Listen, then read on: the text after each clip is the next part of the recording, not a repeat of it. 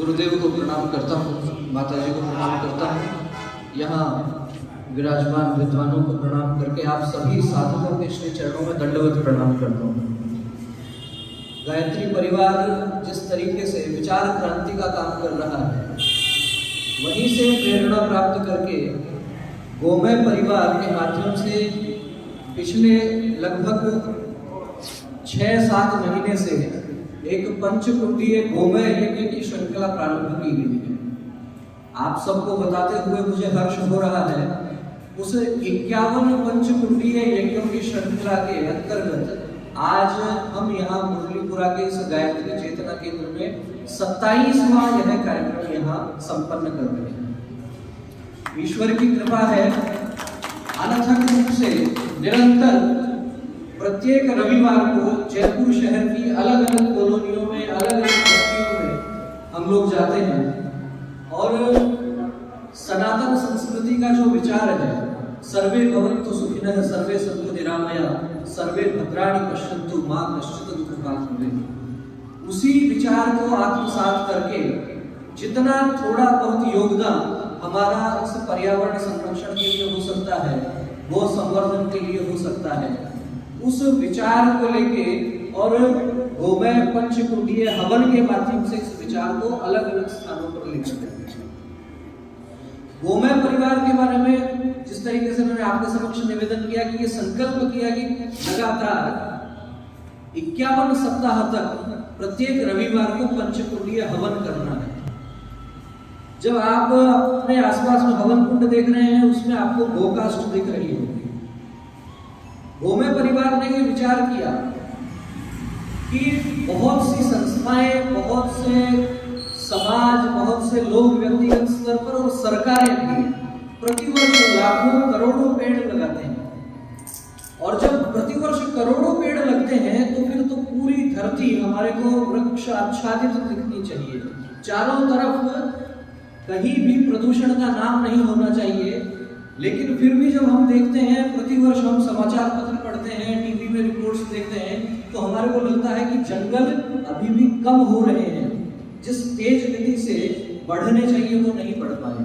तो जब इस पर विचार किया गया कि आखिर क्या कारण है कि लाखों करोड़ों पेड़ तो प्रतिवर्ष बढ़ रहे हैं लेकिन फिर भी जंगल नहीं बढ़ रहे, तो कुछ लोगों ने मिलकर विचार किया। उसमें से एक विषय ये निकल कर आया कि सनातन परंपरा के अनुसार जो अंतिम संस्कार होते हैं, उन अंतिम संस्कारों में एक अंतिम संस्कार में लगभग 2 पेड़ों की लकड़ी काम में आती है।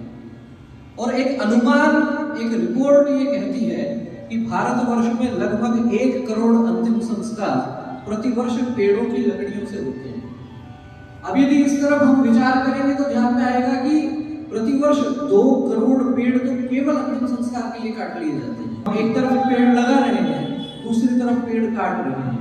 इसी वेदना में से एक विचार निकलता है, और वो विचार इस प्रकार का है कि क्यों नहीं हम जिस तरह से अंतिम संस्कार में यदि हम लोग जाते हैं, हम देखते हैं वहां आखिर में छाने कंडे जो है वो हम समर्पित करते हैं।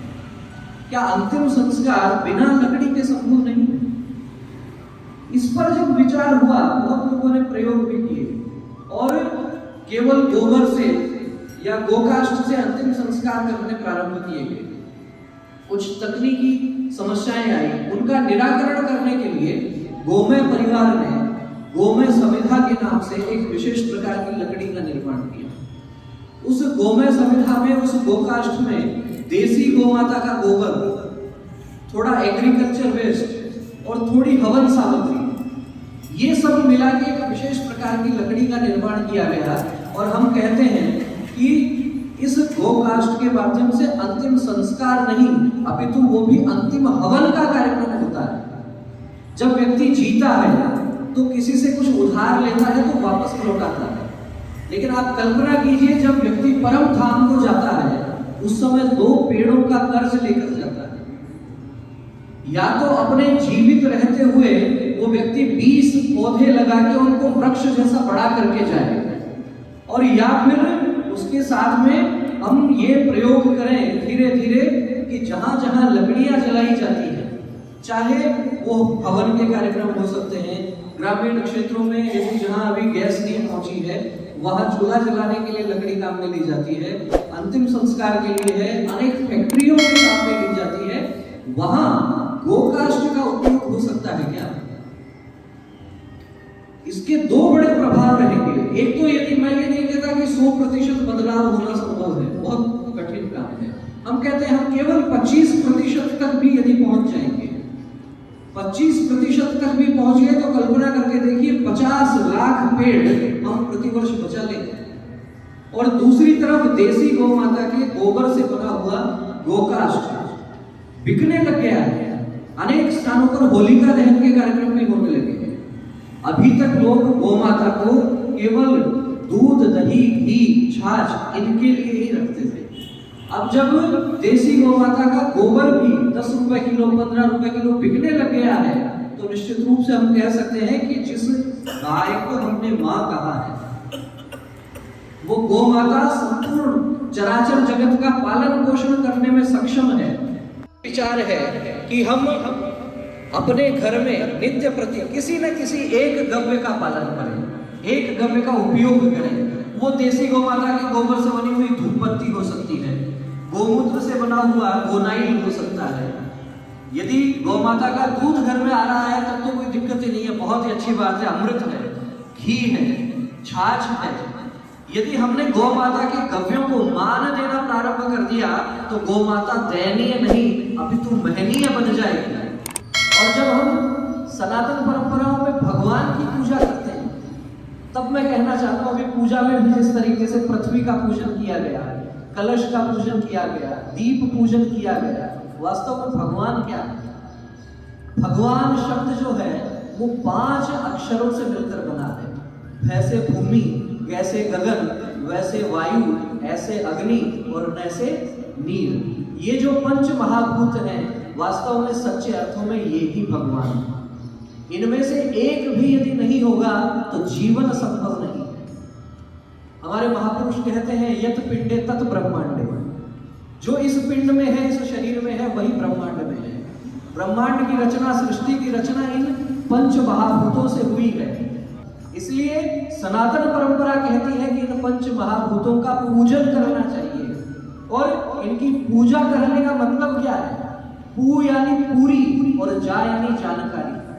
पूजा वास्तव में पूरी जानकारी लेना है। तो गोमय परिवार इस विचार को लेकर चला है कि निरंतर अलग अलग बस्तियों में जाएंगे, जितने लोग मिलेंगे उनके समक्ष ये विषय रखेंगे, ये विचार रखेंगे कि पर्यावरण संरक्षण के लिए जितना कुछ हम कर सकते हैं।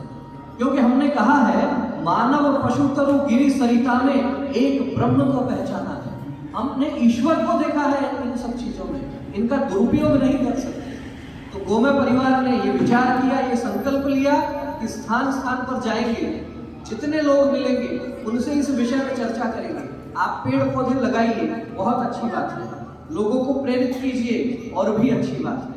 लेकिन लगे हुए जो पेड़ पौधे हैं उनके रक्षण के लिए, उनके संरक्षण के लिए हम कुछ काम करें, गौ माता के संवर्धन के लिए कुछ काम करें। तो बहुत लंबी बात नहीं करके आखिर में केवल आप सबके श्री चरणों में इतना सा निवेदन करना चाहता हूँ, पर्यावरण संरक्षण के लिए, गौ माता के संवर्धन के लिए, सनातन परंपरा के विचारों के लिए हम जितना कर सकते हैं उतना करें, लेकिन कुछ न कुछ तय करके अवश्य जाएं, यहाँ से संकल्प लेकर जाएं। और मैं निश्चित रूप से कह सकता हूँ कि गंगा की रवानी बदलेगी, सतलज का मुहाना बदलेगा, खुद तो बदले बंदे, ये जमाना अपने आप बदलेगा।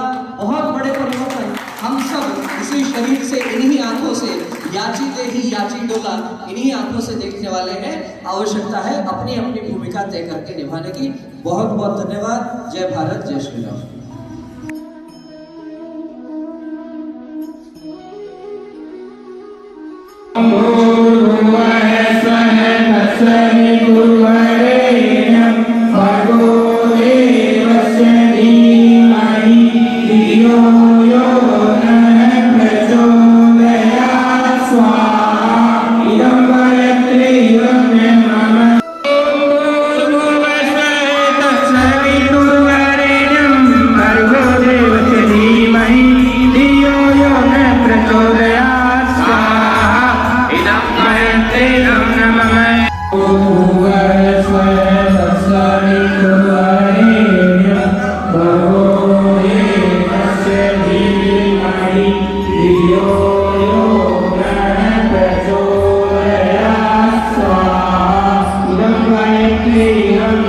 Gracias.